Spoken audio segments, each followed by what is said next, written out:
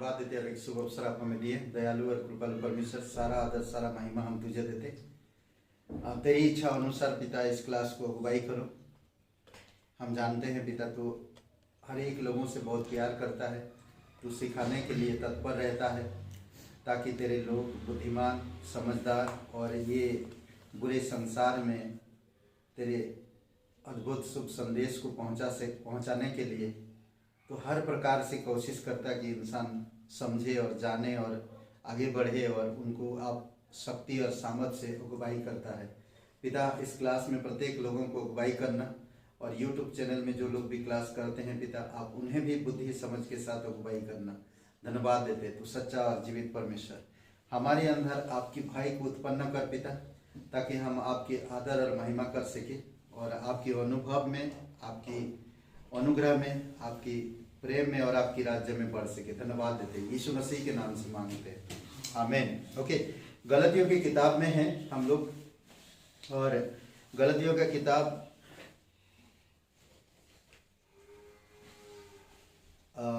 इसमें हम लोग कुछ बातें बताए थे, ठीक है। इसको जब लिखा गया था 49 में लिखा गया था, 49 से 55 के बीच में, और पौलुस ने लिखा है। और गलतियों की किताब का लिखने का क्या अभिप्राय था, कुछ चीज़ें बताएं। और आज हम लोग देखेंगे 3 भाग है इसमें, ठीक है। 6 और 7 वचन ना, देह इच्छा से नहीं ना, देह इच्छा से नहीं। गलतियों का 6वां अध्याय 16-17 वचन में जो लोग नियम पर चलते,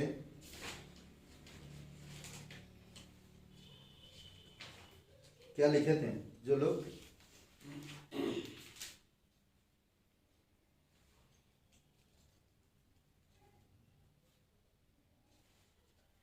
छठवां अध्याय 16 वचन में क्या लिखे थे, लिखे थे क्या नहीं लिखे थे?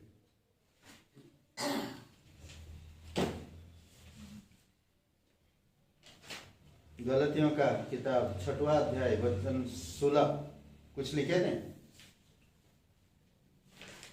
नहीं लिखे?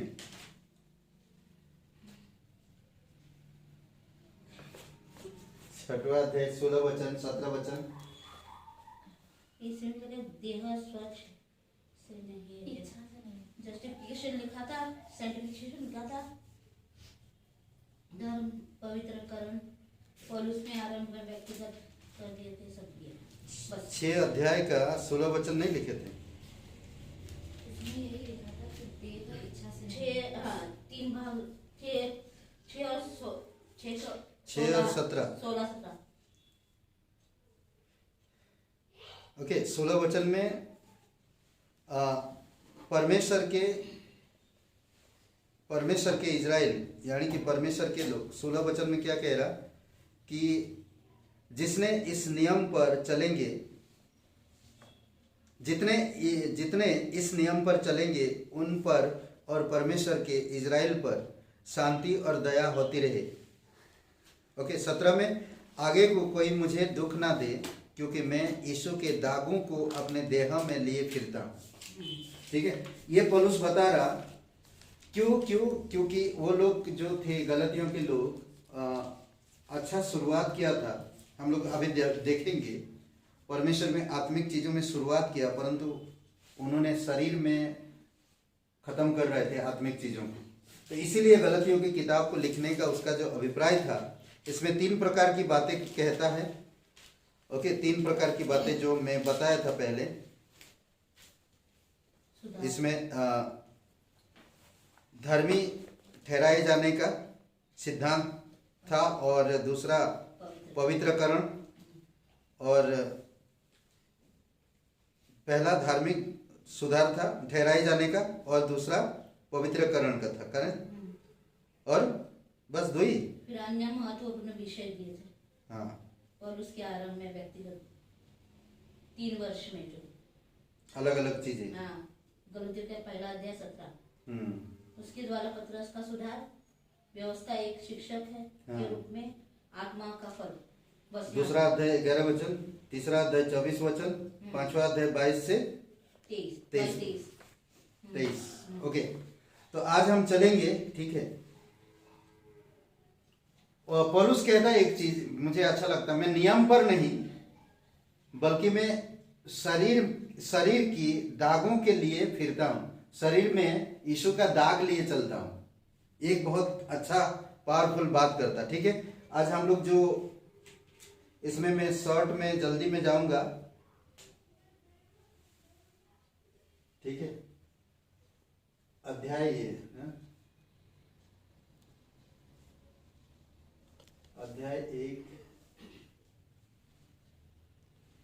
1 से 10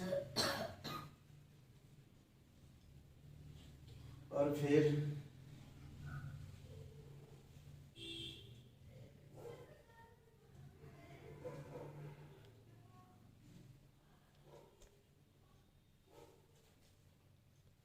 अध्याय, इसमें पहला अध्याय 11 वचन से लेकर दूसरा अध्याय 21 तक यहाँ पर लिख सकते। पहला अध्याय 11 से दूसरा अध्याय 21, इसको सर्कल कर दीजिए, ठीक है। और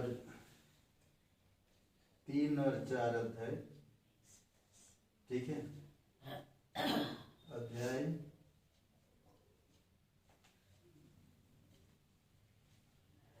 दूसरा अध्याय तीसरा अध्याय 1 से चौथा अध्याय 31, ठीक है। और फिर 5, 6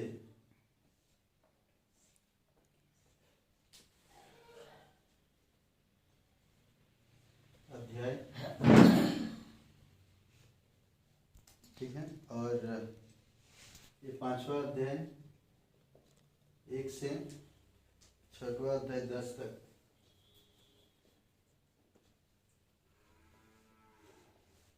ठीक है। और फिर लास्ट में अध्याय, इसको सर्कल करने की जरूरत नहीं, 6-11 से आगे जो भी 18 तक, ठीक है। इसको सर्कल करने की जरूरत नहीं। ये भूमिका, ये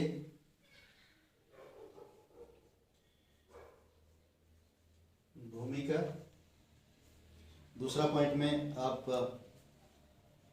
व्यक्तिगत अनुभव से तर्क लिख लीजिए नीचे,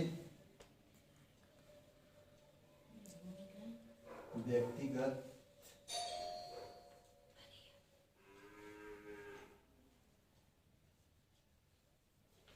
अनुभव से तर्क, ठीक है। तीसरे का इसमें आप एक दे सकते हैं, गोला बना लीजिए ना, ठीक है।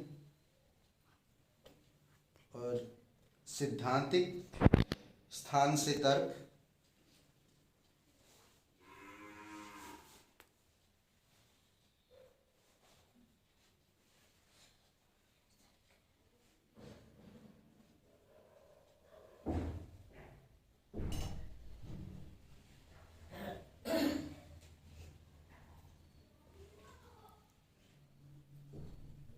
ठीक है।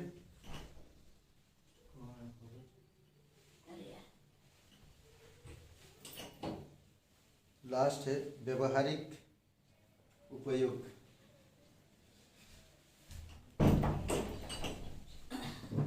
व्यवहारिक उपयोग,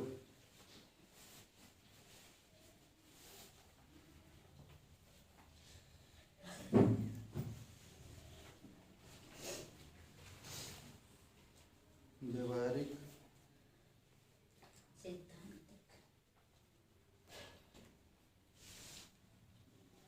उपयोग, उपयोग ऐसा ही रहेगा, एक ही रहेगा। उपयोग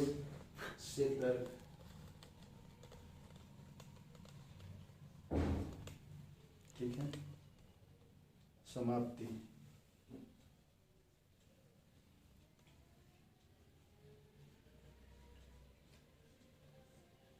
ओके, ये 3 भाग है जो आप समझ सकते हैं गलतियों की किताब का। ठीक है, ये व्यक्तिगत अनुभव से तर्क, ठीक है, पहला अध्याय में, और फिर सिद्धांतिक दूसरा, तीसरा, चौथा अध्याय में सिद्धांतिक स्थान से तर्क, सिद्धांत में बाइबल के सिद्धांत कैसे होना चाहिए और सांसारिक सिद्धांत कैसे होना चाहिए, और फिर लास्ट में व्यवहारिक उपयोग से तर्क और समाप्ति। ठीक है, हम इसमें थोड़ा 2 पॉइंट में चलते हैं, फिर मैं विस्तार में बताऊंगा इसमें, तो आप इसी के मद्दे नजर रखते हो ना, इसी को ध्यान रखते हुए आपको आगे बढ़ना है। ओके, ये तीन कैटेगरी से। ठीक है, ये पहला व्यक्तिगत अनुभव से, आपका खुद का जीवन कैसे है, पहले दूसरे अध्याय में आपको पता चलेगा, और फिर सिद्धांत में कैसे हैं आप, सिद्धांत का मतलब डॉक्ट्रिन ना, खरी शिक्षा में आप कैसे हैं, सच्चाई में आप कैसे हैं ना, और फिर तीसरे अध्याय में आप उन चीजों को, जब सिद्धांत आया तो आप उसको व्यवहार में कैसे ला रहे हैं आपके जीवन में। ठीक है, तो इसमें शॉर्ट में आप लिख सकते हैं,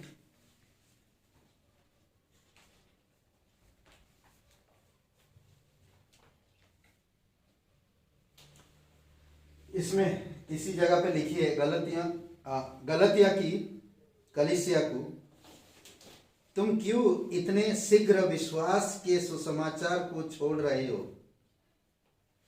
तुम क्यों, सॉरी, गलतिया की कलीसिया को,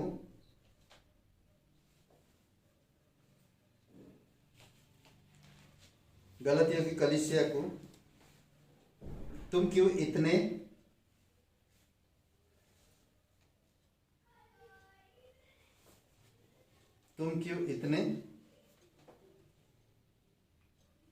शीघ्र विश्वास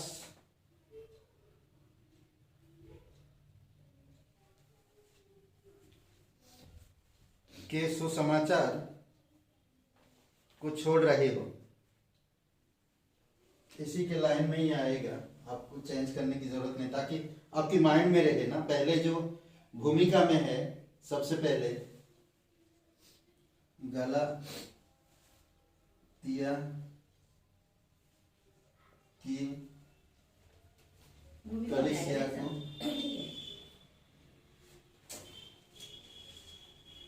कलीसिया को फिर तुम क्यों इतने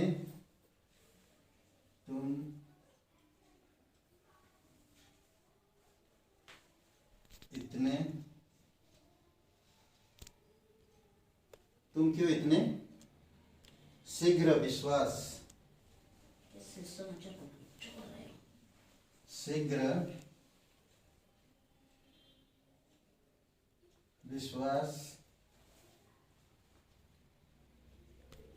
की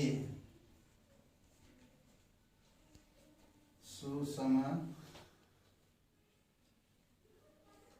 को छोड़ रही हो।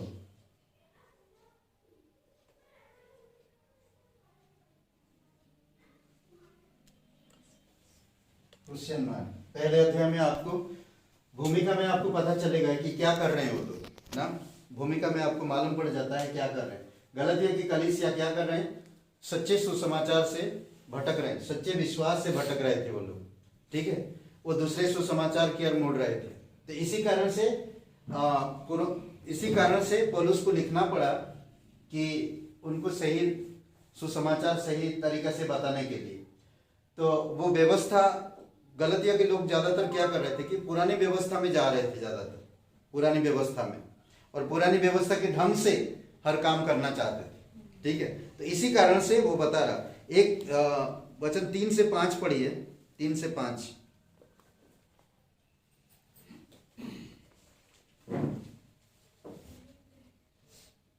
गलतियों का किताब पहला अध्याय 3 से 5।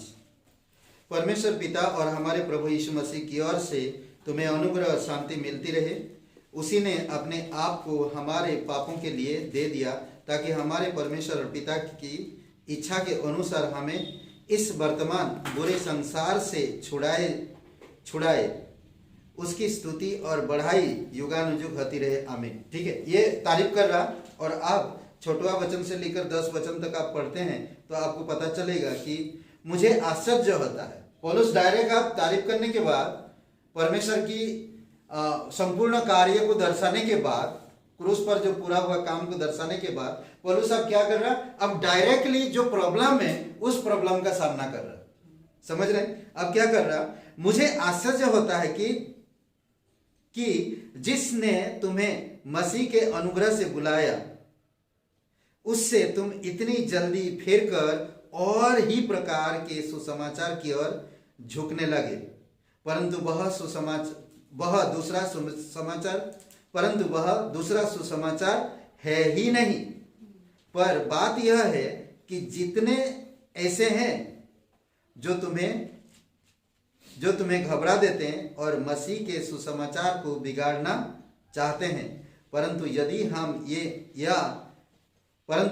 हम या स्वर्ग से कोई दूत भी उस सुसमाचार को छोड़ जो हमने तुमको सुनाया है, कोई और सुसमाचार सुनाए तो श्रापित है। क्लियर बता रहा। क्यों गड़बड़ है? पौलुस क्लियर वचन से प्रेरणा पाकर गलतियों को लिख रहा कि तुम लोग क्या गड़बड़ है और तुम लोगों के जीवन में क्या हो रहा है। तो इसीलिए क्लियर उनको स्पष्ट रूप से बताया कि अगर स्वर्ग से स्वर्गदूत भी उतर आकर कहे तो मैं उसकी सुसमाचार यकीन नहीं करूंगा, क्योंकि जो मैंने पाया हूं, जो मैंने सीखा हूं, जो मैंने देखा हूं, उससे बढ़कर और कोई सुसमाचार हो ही नहीं सकता, क्योंकि यीशु मसीह हमारे लिए क्रूस पर जीवन दिया है। ठीक है, ये अभिप्राय दे रहा, मतलब भूमिका में दे रहा।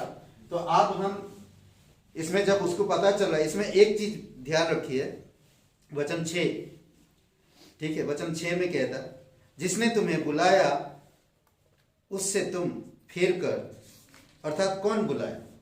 परमेश्वर पिता से फिर रहे हैं लोग, परमेश्वर पिता से लोग फिर रहे। उसने बुलाया यीशु मसीह के द्वारा, उसने बुलाया यीशु मसीह के द्वारा पूरा हुआ कार्य में।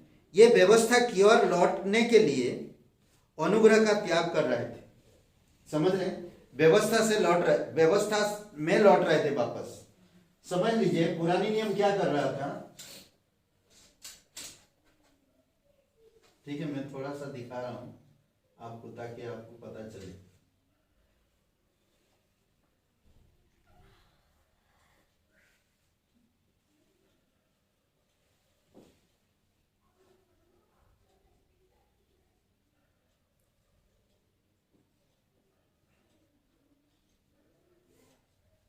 नियम, पुरानी नियम और नया नियम। ठीक है, पुरानी नियम क्या करता था? पुरानी नियम में व्यवस्था था, मूसा की व्यवस्था, और भी कई सारे व्यवस्था यहूदी लोग बना के रखे थे और उसको मानते थे और उसी के आधार पर चलते थे। पुरानी नियम में था पंचग्रंथ ना, उत्पत्ति, ले व्यवस्था, उत्पत्ति, निर्गमन, ले व्यवस्था और गिनती और व्यवस्था विवरण। ये 5 किताब को ज्यादातर लेते थे और भजन संहिता का ज्यादा पढ़ते थे। ठीक है, ये तोरा बोलते थे पंचग्रंथ को, और गाने को क्या बोलते थे?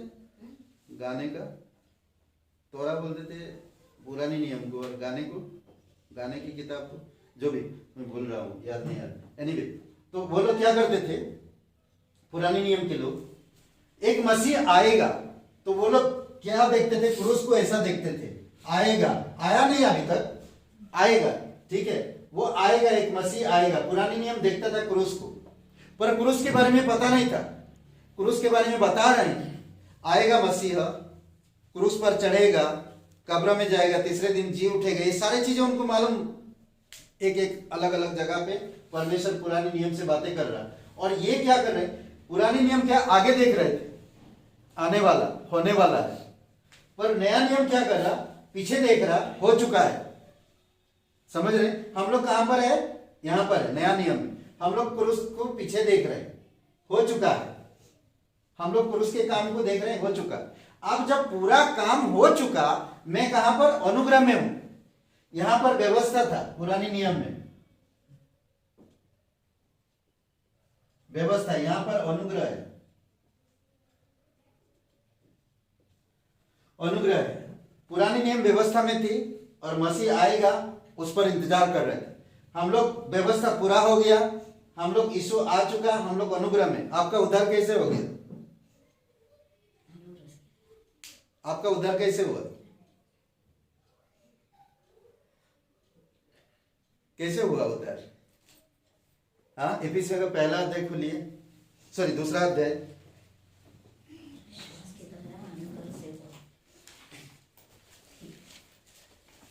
दूसरा अध्याय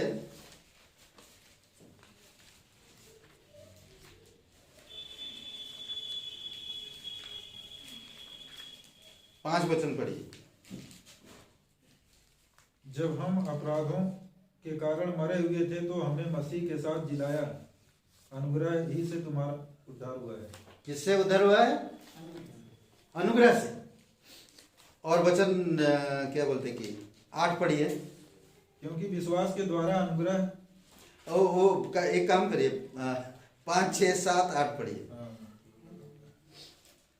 जब हम अपराधों के कारण तो पढ़ लिया, और मसीह यीशु में उसके साथ उठाया और स्वर्गीय स्थानों में उसके साथ बैठाया, कि वह अपनी उस कृपा से जो मसीह यीशु में है हम पर है, आने वाले समयों में अपने अनुग्रह का असीम धन दिखाए। क्योंकि विश्वास के द्वारा अनुग्रह ही से तुम्हारा उद्धार हुआ है, और यह तुम्हारी ओर से नहीं वरन परमेश्वर का दान है। ओके, ये किससे हुआ? हमेशा याद रखिए, अनुग्रह से हमारा उद्धार हुआ। अनुग्रह का मतलब क्या है? मैं कभी अपने आप का उद्धार नहीं कर सकता, ठीक है? मैं कभी अपने आप को बचा नहीं सकता, पर परमेश्वर की कृपा दृष्टि हुआ और वो मेरी जगह पे आया और मेरे लिए मेरे अपराध और दंड जो भी था वो अपने ऊपर लिया, क्रूस पर जीवन दिया और मेरे खातिर सब कुछ उसने सहा। क्रूस पर सब कुछ जो व्यवस्था था पूरा कर दिया। अब मैं व्यवस्था में नहीं हूं। अगर मैं आज अनुग्रह में हूं और मैं व्यवस्था की काम कर रहा हूं, ठीक है, व्यवस्था की काम कर रहा हूं, मैं इसमें हूं और मैं व्यवस्था की काम कर रहा हूं, तो ये गलत है। समझ रहे? गलत है।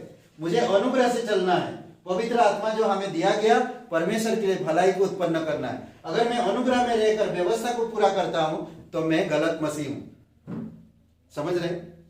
कोई व्यवस्था नहीं है, क्योंकि व्यवस्था क्रूस पे यीशु मसीह पूरा कर दिया। आज व्यवस्था में कोई काम बाकी नहीं है। यीशु मसीह ने यूहन्ना का 19:30 में कहा सब कुछ पूरा हुआ। क्या पूरा हुआ? देखिए 19:30। ओके, सबसे पहली बात आपका किसमें? सबसे पहली बात अनुग्रह से, विश्वास से,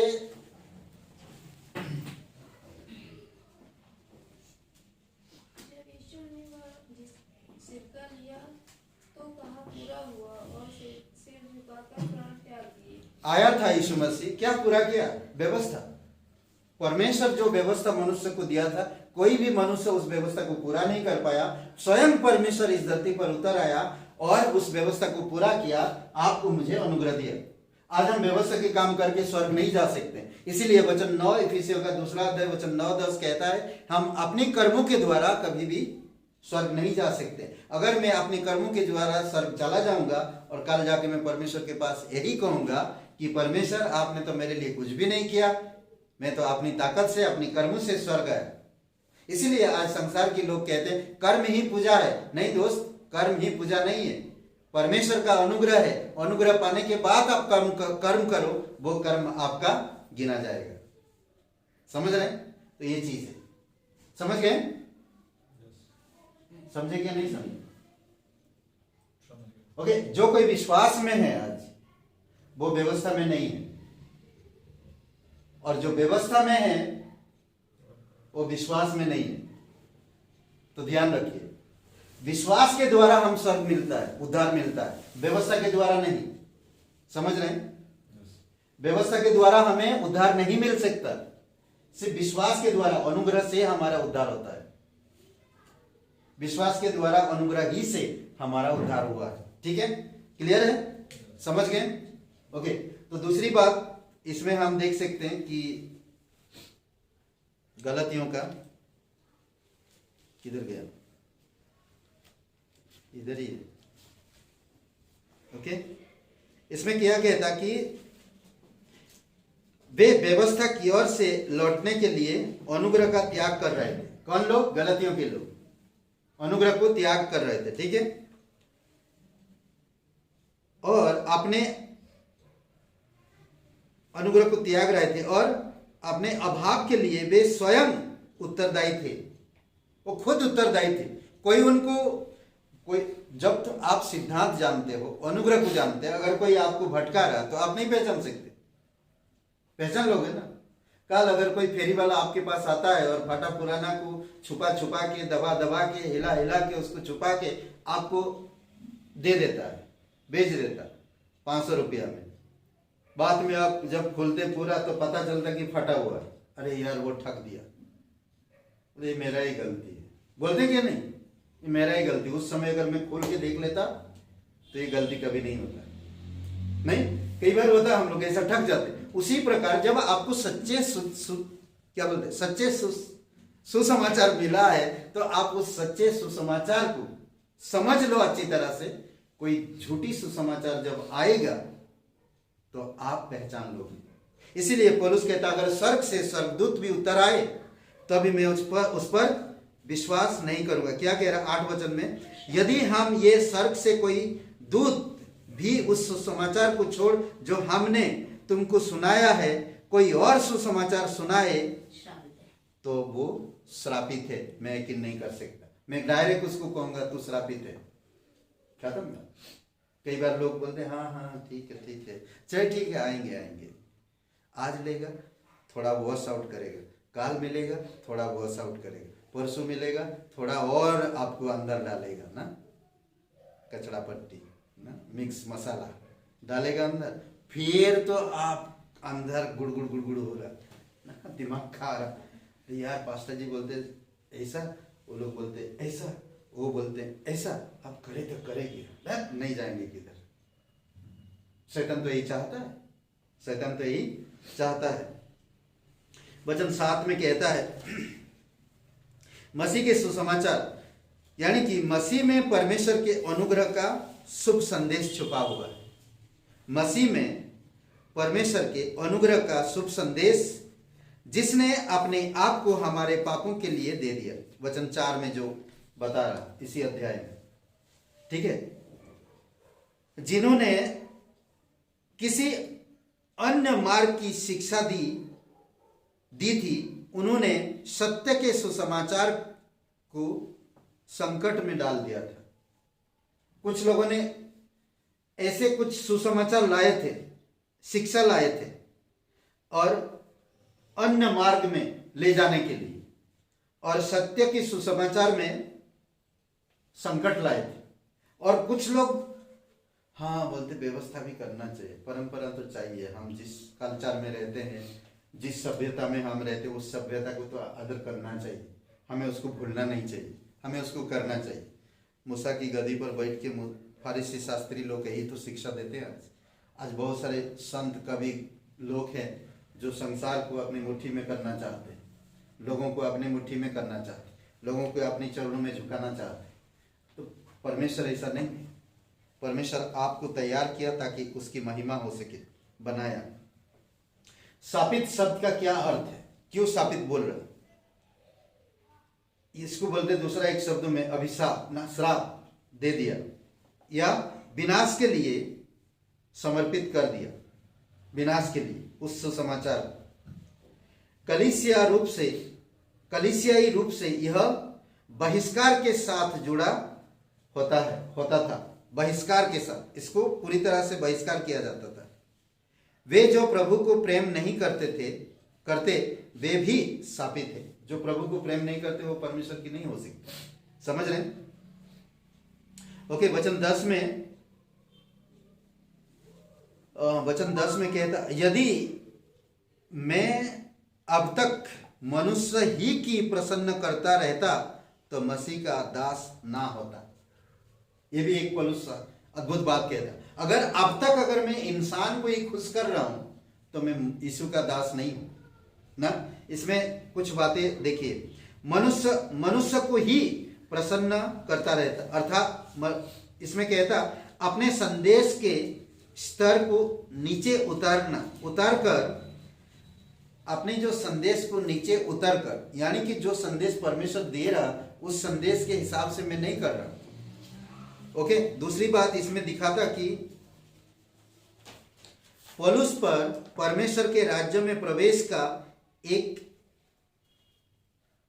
का एक सत्ता यानी कि सस्ता तरीका प्रचार करने का दोष लगाया जा रहा था। सस्ता तरीका, साधारण तरीका था। इतना कुछ हम लोग कर रहे हैं और तुम बोलते सीधा बस विश्वास करने से स्वर्ग, ये तो कभी हो ही नहीं सकता। नहीं, कैसा होता ना लोगों, ये साधारण तरीके से सिर्फ विश्वास करने से स्वर्ग मिलेगा। नहीं नहीं, मुझे मेहनत करके जाना है। व्यवस्था, वो व्यवस्था पालना चाहते, व्यवस्था पालन करना चाहते। कई बार लोग इस प्रकार कहते हैं, समझ रहे, और साधारण तरीके से सुसमाचार सुनाना चाहते, पर कोई साधारण तरीके से लोग नहीं सुनना चाहते। बोलते ना कि आसान तरीके को कोई अपनाना नहीं चाहता, पर कठिन को सब लोग अपनाते। ओके, और इसमें एक बात और कहता, वह यह कहते हुए प्रत्युत्तर देता कि वह मसीह का दास है। मैं शब्द मतलब प्रभु का गुलाम हूं और किसी का नहीं, पाप का नहीं, शैतान का नहीं, परंपरा का नहीं, जाति भेदभाव का नहीं, किसी का और नहीं। मैं सिर्फ प्रभु का गुलाम या प्रभु का दास हूं। ठीक है, और इसमें एक बात कहता, क्रूस केंद्रित वह मार्ग जैसे मनुष्य को प्रसन्न करने के समान समझा जा सकता है। क्रूस केंद्रित यह मार्ग जैसे मनुष्य को प्रसन्न करा जा सकता है।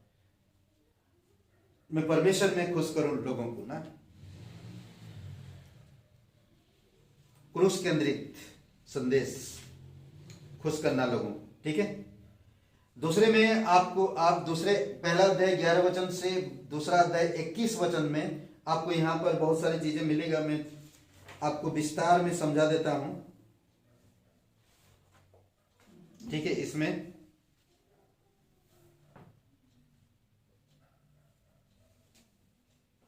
व्यक्तिगत अनुभव से तर्क, ठीक है,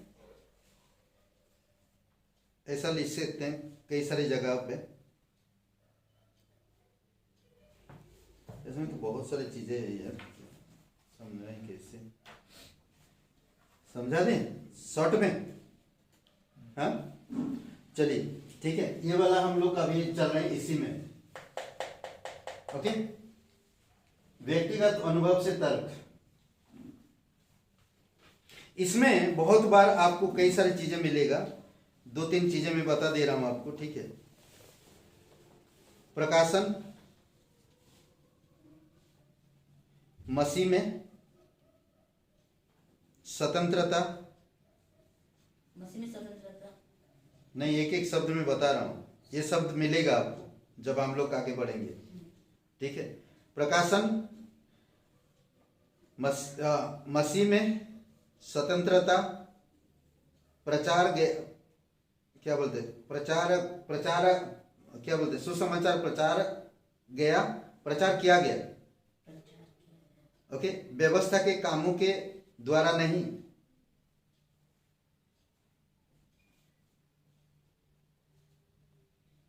मैं विश्वास से जीता हूं। ये कुछ चीजें मिलेगा आपको। ठीक है, इसमें पौलुस का ये समझाने का क्या मतलब था, व्यक्तिगत अनुभव से, खुद के जीवन से ना, खुद के जीवन से। ओके, पौलुस का उद्धार विश्वास से हुआ था और वह विश्वास से जीवन बिता रहा था। पौलुस का उद्धार विश्वास से हुआ था और वह विश्वास से जीवन बिता रहा था। पौलुस का उद्धार विश्वास से हुआ था और वह विश्वास से जीवन बिता रहा था। ठीक है, समझ गए?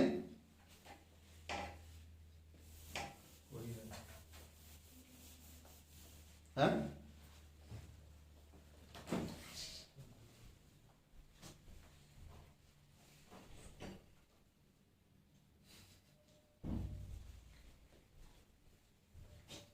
ओके।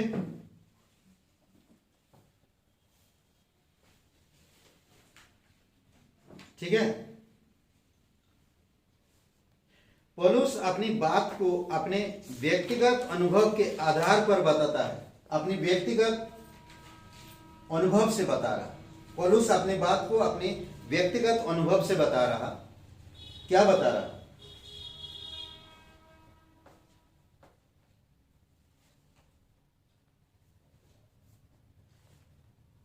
ओके, वचन 2 अध्याय बताता है, क्या बताता है? एक कट्टर यहूदी होकर भी उसका उद्धार परमेश्वर के प्रकाशन के सीधे फलस्वरूप हुआ था। सीधे मतलब बात हुआ था ना, सीधे सीधे मतलब समझ रहे? डायरेक्टली वो किसी का नहीं सुना था, डायरेक्टली प्रभु यीशु मसीह का आवाज सुना, दर्शन मिला और फिर उसको प्रचार, यहूदी से वो विश्वासी बन गया। ठीक है। कट्टर यहूदी होकर भी उसका उद्धार परमेश्वर के प्रकाशन के सीधे फलस्वरूप था।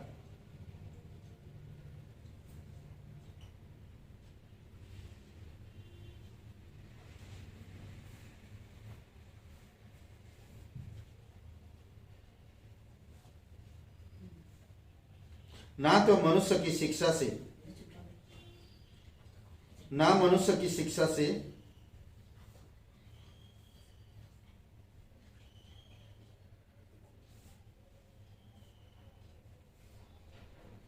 ना मनुष्य की शिक्षा से, ना परंपरा की धर्म से, ना परंपरागत धर्म से,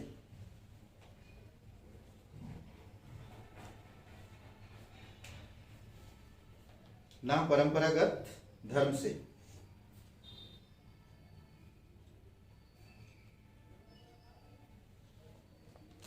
ठीक है। ओके, दूसरा अध्याय 16, 17, 18 और 20 वचन पढ़िए। 16, 17, 18 और 20।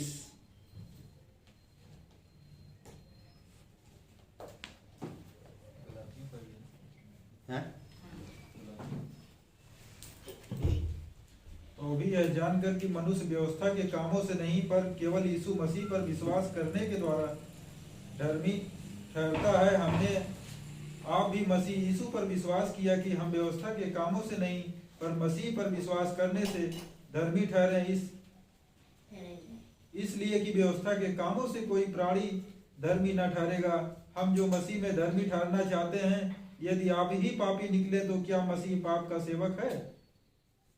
कदापि नहीं, क्योंकि जो कुछ मैंने गिरा दिया यदि उसी को फिर बनाता हूं तो अपने आप को अपराधी ठहराता हूं। 20 वचन। मैं मसीह के साथ क्रूस पर चढ़ाया गया हूं। अब मैं जीवित न रहा पर मसीह मुझ में जीवित है, और मैं शरीर में अब जो जीवित हूं तो केवल उस विश्वास से जीवित हूं जो परमेश्वर के पुत्र पर है, जिसने मुझसे प्रेम किया और मेरे लिए अपने आप को दे दिया। ओके, तो यहां पर क्या हो रहा था? पतरस खतना की बातें चल रहा था और पतरस कुछ यहूदी लोगों के साथ मिल गया। समझ रहे हैं?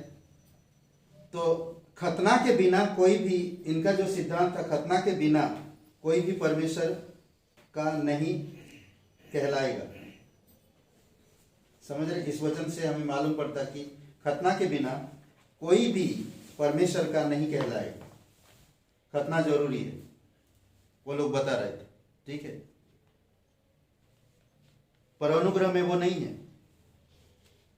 आगे सुनिए। पौलुस ने फिर विश्वास का सुसमाचार अन्य जाति को सुनाया।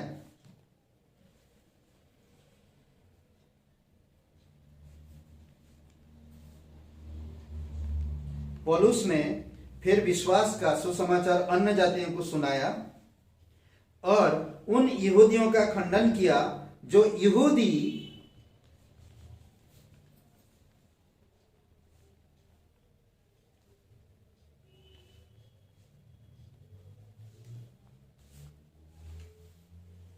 व्यवस्था की ओर लौट जाना चाहते थे। खंडन किया।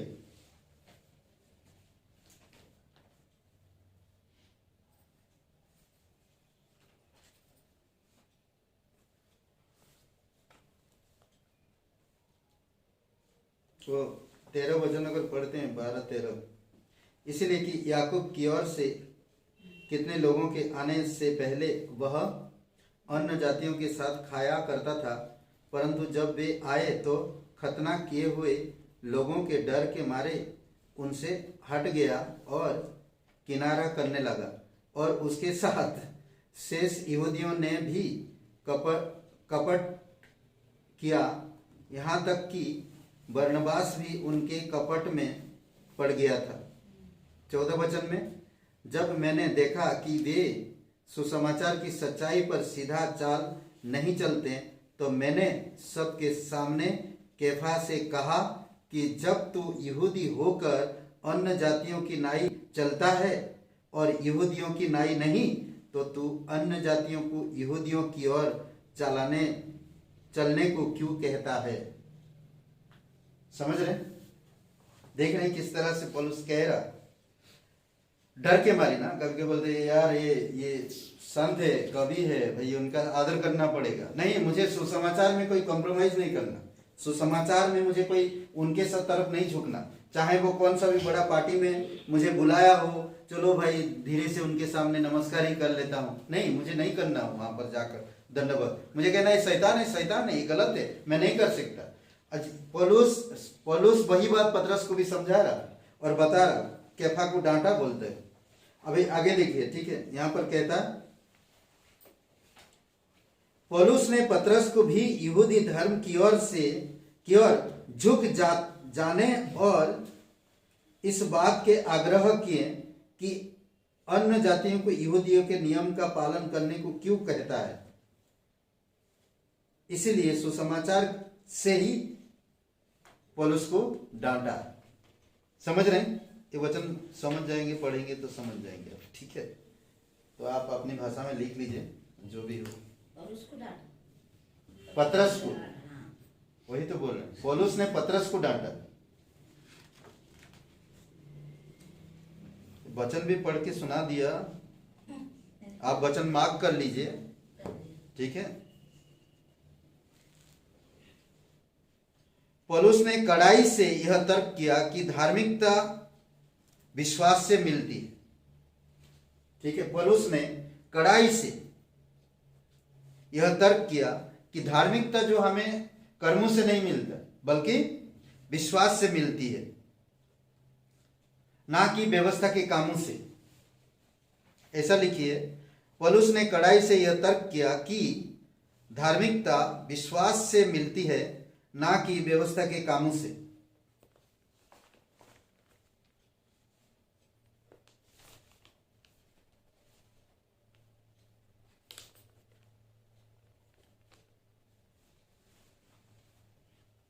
ठीक है,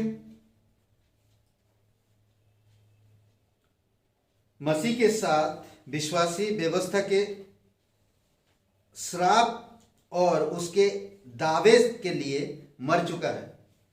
गलतियों का 2 अध्याय और वचन 20।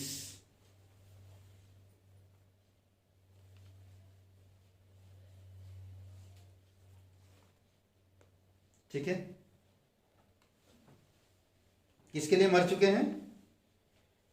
मसीह के साथ विश्वासी व्यवस्था के श्राप से या साप से, जो भी श्राप से, और उसके दावे के लिए मर चुका है।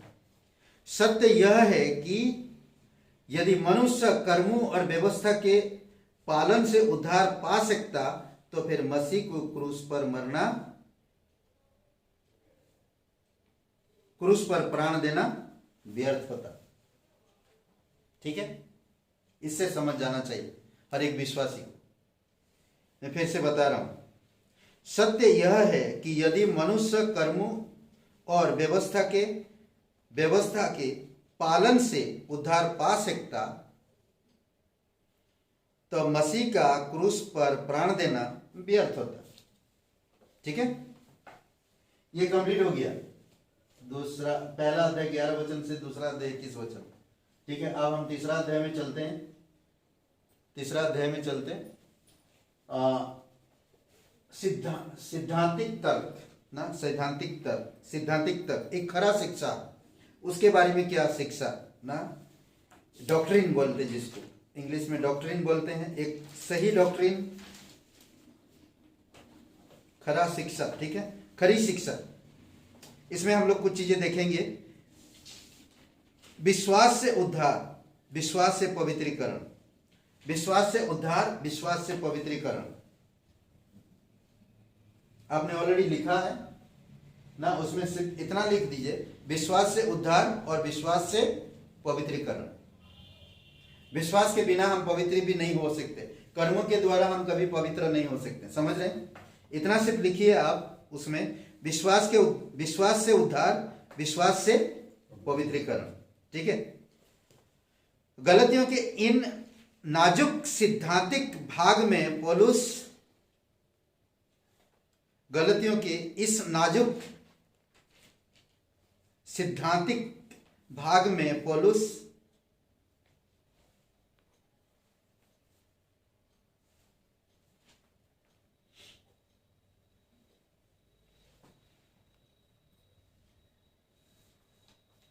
हो गया। पौलुस क्या लिखे? नाजुक सिद्धांतिक भाग में पौलुस, ये सारे हो गया ना, मैं मिटा दूं? अभी मैं कुछ और देना है आप लोग, मिटा दूं? हमें ऊपर वाला समझना, वो जो ऊपर आप लिखे हैं उसका क्या मतलब है? अध्याय एक बात में समझा दूं? हाँ, ठीक है।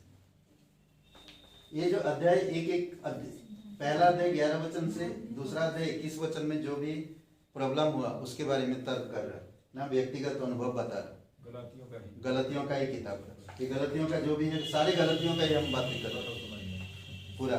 ये अब तीसरा अध्याय 1 से लेकर चौथा अध्याय 31 वचन तक, तीसरा चौथा अध्याय 5वां 6वां अध्याय इसमें, और समाप्ति, ठीक है। तो मिटा दें आप, चलेगा? बस ऊपर लिखा नहीं था इसलिए हम समझ नहीं पाए क्या है।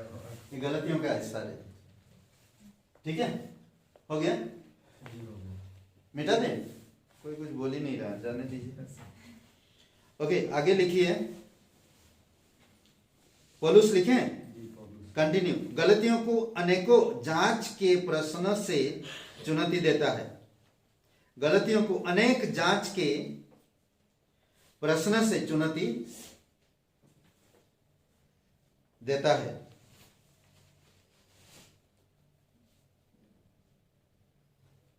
जिनका अभिप्राय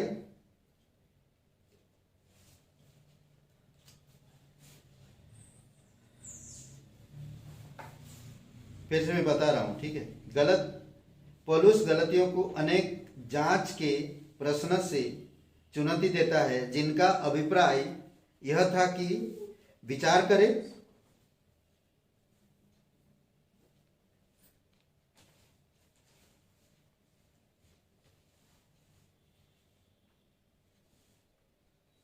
जिनका अभिप्राय था यह था कि विचार करे कि यह कैसे मूर्खता होगी, कि यह कैसे मूर्खता होगी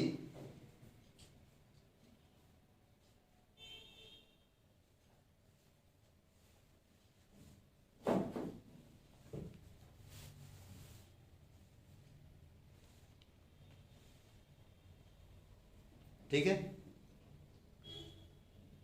विचार करे कि यह कैसे मूर्खता होगी कि विश्वास से उद्धार पाने के बाद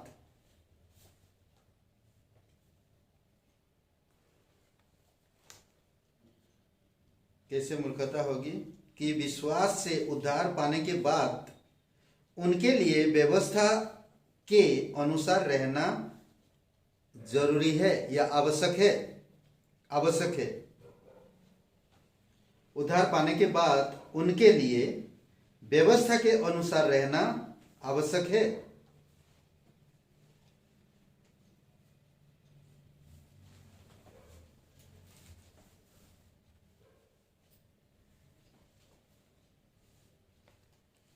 हाँ, फुल स्टेप, ओके, ठीक है। यह सच होता तो यीशु को प्राण देना क्यों आवश्यक होता? Question mark.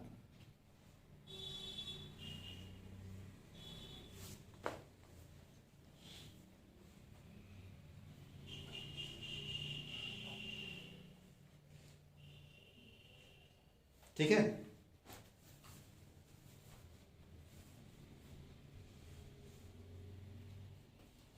ओके, एक लाइन छोड़ के लिखिएगा। पॉलुस इस भाग में 7 महत्वपूर्ण सिद्धांतिक सत्य दर्शाता है।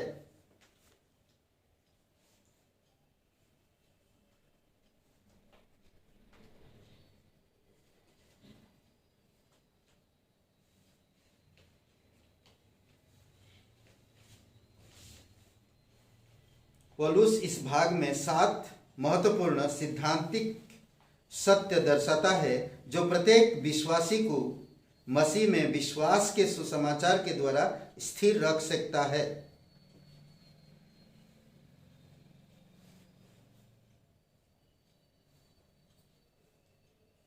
ठीक है, 7 महत्वपूर्ण सिद्धांतिक सत्य दर्शाता है जो प्रत्येक विश्वासी को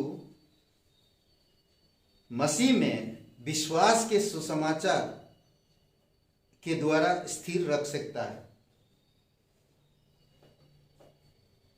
ठीक है, ऐसा लिखिएगा।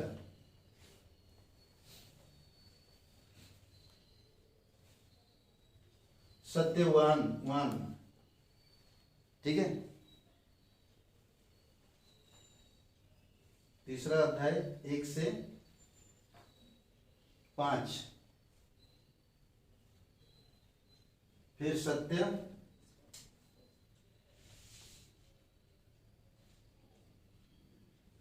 टू।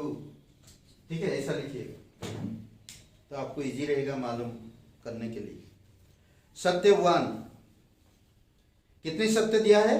7। ओके, पहला सत्यवान, 3 अध्याय 1 से 5।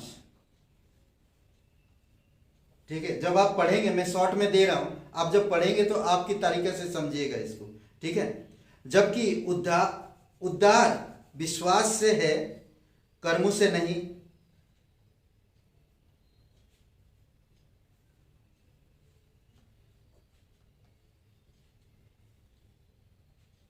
जबकि उद्धार विश्वास से है, कर्मों से नहीं। पवित्रीकरण भी कर्मों से नहीं हो सकता। नहीं, ऐसा कैसे भैया? कर्मों से हो सकता। पवित्रीकरण भी तो एक बार पवित्र हो चुके हैं ना हम। पवित्रीकरण में बढ़ रहे हैं जब हम आज्ञा मान लें। कर्मों से नहीं हो सकता पवित्रीकरण, एग्जैक्टली। ठीक है, क्या कहता है? जबकि उद्धार विश्वास से है, कर्मों से नहीं। पवित्रीकरण भी कर्मों से नहीं हो सकता। ठीक है, 3 अध्याय 1 से 5। हे निर्बुद्धि गलतियों, किसने तुम्हें मोह लिया है? तुम्हारी तो मानो आंखों के सामने यीशु मसीह क्रूस पर दिखाया गया।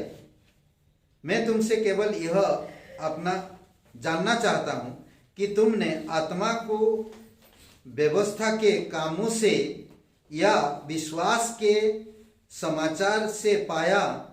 क्या तुम ऐसे निर्बुद्धि हो कि आत्मा की रीति पर आरंभ करके अब शरीर की रीति पर अंत करोगे? क्या तुमने इतना दुख होगी? क्या तुमने इतना दुख ही उठाया, परंतु कदाचित व्यर्थ नहीं। सो जो तुम्हें आत्मा दान करता और तुम में सामर्थ के काम करता है, वह क्या व्यर्थ के कामों से या विश्वास के सुसमाचार से ऐसा करता है? सिंपल। जब हम बोलते ना कि आज हम पवित्र भी बने तो कैसे? परमेश्वर की दया से, अनुग्रह से ना। और हमें उद्धार भी मिला कैसे? उसकी दया से, अनुग्रह से ना। उद्धार भी अनुग्रह से, पवित्रता भी हमें अनुग्रह से। पर अब जब हम परमेश्वर की इच्छा अनुसार चलते हैं तो हम पवित्रकरण में बढ़ रहे हैं, पवित्रकरण में बढ़ रहे हैं। ठीक है, ऑलरेडी आप पवित्रीकरण नहीं, पवित्रता में आ चुके हैं, आप पवित्र हो चुके हैं। प्रभु यीशु मसीह आपके पापों को या परमेश्वर आपके पापों को कभी याद नहीं करता है, कभी याद करेंगे भी नहीं। समझ रहे हैं? तो ये पहला सिद्धांत वो बता रहा कि उद्धार विश्वास से, कर्मों से नहीं। पवित्रीकरण भी कर्मों से नहीं हो सकता। पवित्रीकरण भी आपका कर्मों से नहीं हो सकता। क्या पापी इंसान के कर्म से, या मैं एक जो बोलूंगा परमेश्वर उसी के हिसाब से चलेगा? अब मैं समझ लो उद्धार मिल गया, ठीक है, अब मुझे उद्धार मिल गया। यहां पर यही तीसरा अध्याय 1 से 5 में वही कह रहा। अगर मैं उद्धार मिल गया, समझ लीजिए, और मैं बढ़िया सा एक एनजीओ चलाता हूं, लोगों को मदद करता हूं परमेश्वर की इच्छा अनुसार, नहीं तो क्या पवित्रकरण में मैं बढ़ रहा हूं? नहीं, वो गलत सिद्धांत है। तो मुझे ऑलरेडी पवित्रता मिल चुका है, अब मुझे इस पवित्रता को साबित करना है परमेश्वर की आज्ञा मानकर, परमेश्वर की इच्छा पूरी करके। समझ रहे हैं? इसमें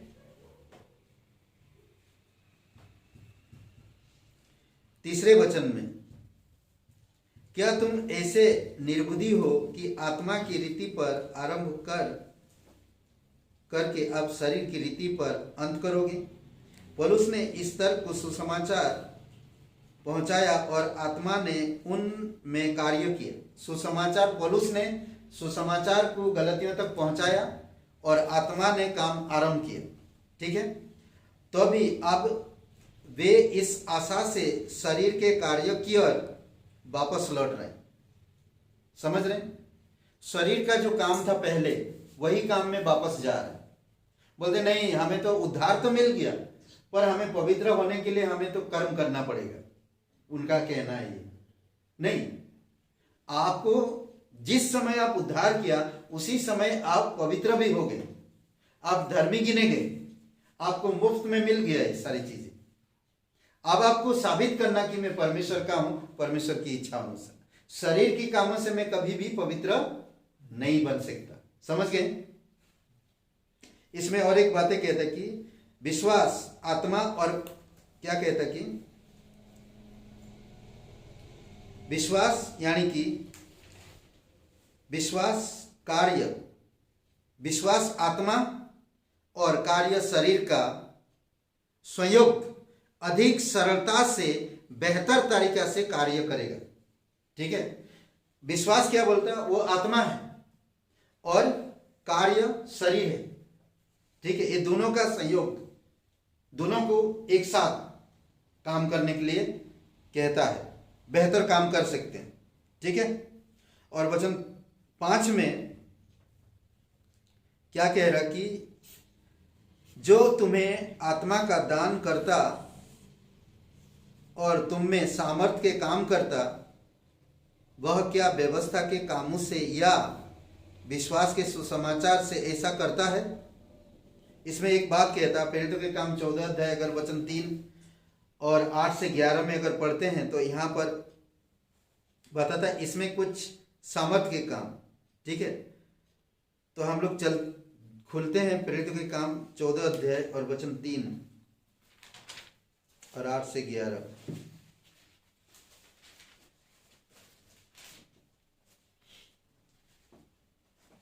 वे बहुत दिन तक वहां रहे और प्रभु के भरोसे पर हियाव से बातें करते थे, और वह उनके हाथों से चिन्ह और अद्भुत काम करवाकर अपने अनुग्रह के वचन पर गवाही देता था।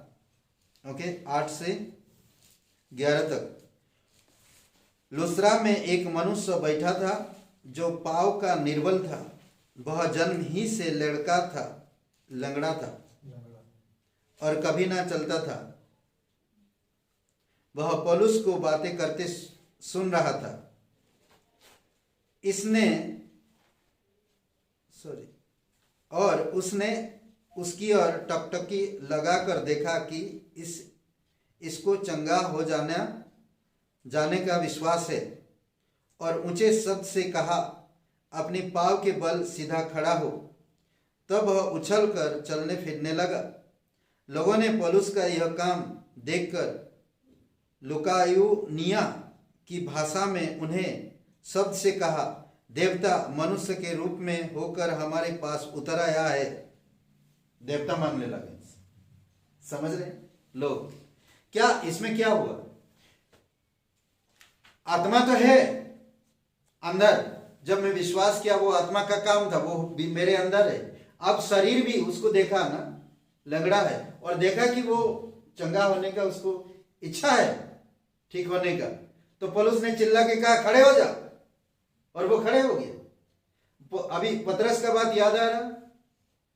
पतरस और यूहन्ना, उसे कहा तू यीशु नासरी के नाम से खड़े हो जा, तो हो गया।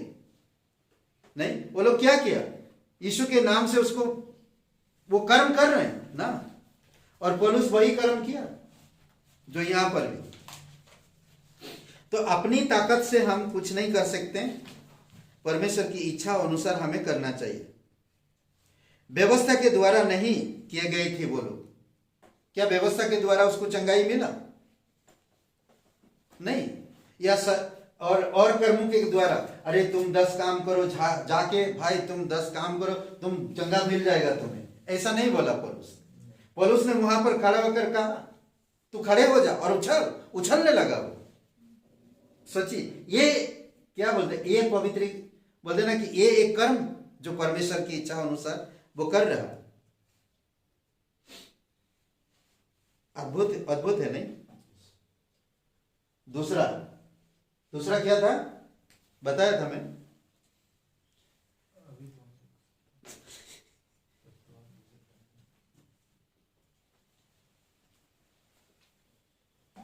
ओके, इसमें भी एक छुपी हुई सिद्धांत, एक वचन में।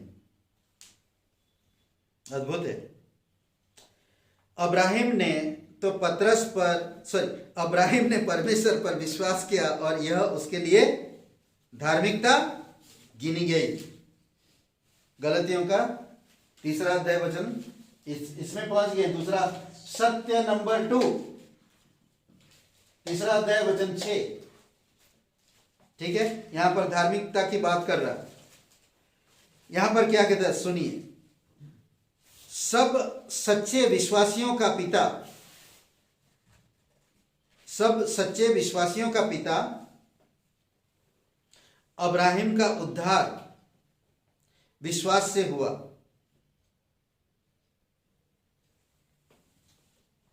यहां पौलुस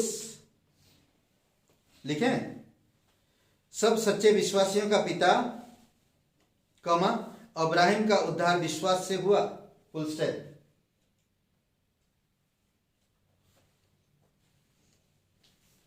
यहां पौलुस उत्पत्ति का 15:6 दर्शाता है। उत्पत्ति का 15:6 को दर्शाता है। व्यवस्था या खतना या यहूदी राष्ट्र के बहुत पहले का है। व्यवस्था भी नहीं आया था, खतना भी नहीं आया था, यहूदी राष्ट्र भी नहीं बना था, तब का है ये, समझ रहे? और उसने परमेश्वर पे विश्वास किया। आज अगर हर एक सच्चे विश्वासी अब्राहिम को जानता है तो विश्वास में जिएगा, ना यहूदी राष्ट्र को लाएगा, और ना ही खतना को लाएगा, और ना ही व्यवस्था को लाएगा। क्लियर है? वो कभी नहीं लाएगा। क्यों? विश्वास से हम जीवित हैं। समझ रहे हैं? विश्वास से हम जीवित हैं। ओके, तीसरा सत्य,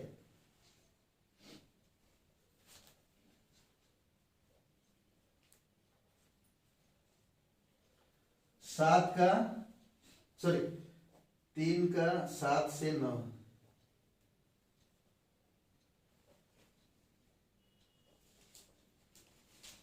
कोई पढ़िए एकदम। अतः जान लो कि विश्वास करने वाले हैं वे ही अब्राहम की संतान हैं, और पवित्र शास्त्र ने पहले ही से यह जानकर कि परमेश्वर अन्य जातियों को विश्वास से धर्मी ठहराएगा, पहले ही से अब्राहम को यह सुसमाचार सुना दिया कि तुम में सब जातियां आशीष पाएंगी। इसीलिए जो विश्वास करने वाले हैं वे विश्वासी अब्राहम के साथ आशीष पाते हैं। ओके, यहां पर एक चीज, उद्धार का आधार अब्राहम की वाचा की, उद्धार का आधार अब्राहम की वाचा।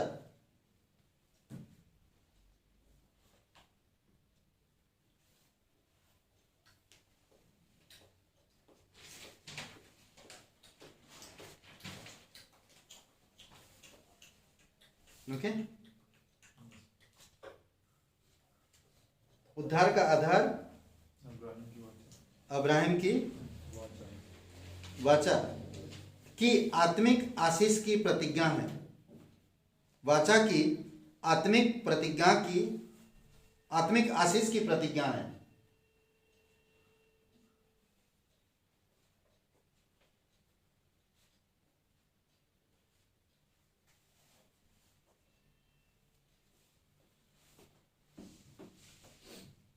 ठीक है, ओके। व्यवस्था की नहीं, व्यवस्था नहीं।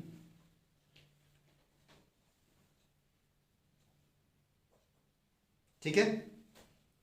चौथा सत्य, तीसरा अध्याय 10 से 18 वचन में। चौथा सत्य 10 से 18 वचन, तीसरा अध्याय का 10 से 18 वचन। व्यवस्था जो अब्राहम की, यहीं पर थोड़ा रुकते हैं। पवित्र महान परमेश्वर पिता, हम धन्यवाद देते हैं, आपकी स्तुति महिमा करते हैं। दयालु और कृपालु परमेश्वर, अभिषेक करो प्रत्येक लोगों को पिता, इस गलतियों की किताब में जो भी हम लोग चल रहे हैं, यीशु मसीह के नाम से मांगते हैं, आमीन।